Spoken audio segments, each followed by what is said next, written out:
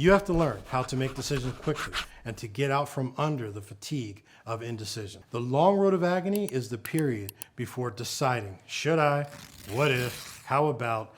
More failures have been caused by indecisions than by making decisions. Indecision is the thief of opportunity, and it will steal you blind. Being decisive and learning how to make decisions are just that. It's a learned skill. It's not an innate ability. When we make the wrong decision, it is part of the education of learning what doesn't work. Just like a scientist has to make many wrong hypotheses before they find the correct one. People who struggle with making decisions are hesitant to accept leadership responsibility.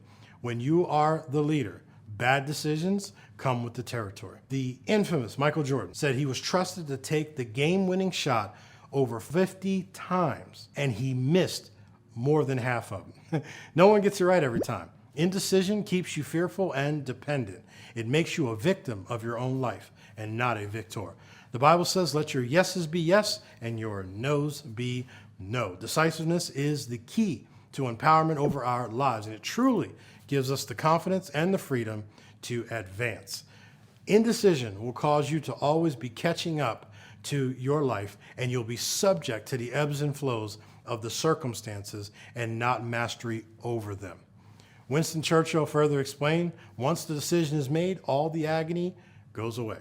It is the indecision that actually causes that agony. Quickly filter your decisions between these two questions. And I'm telling you, these two questions are the most important. Number one,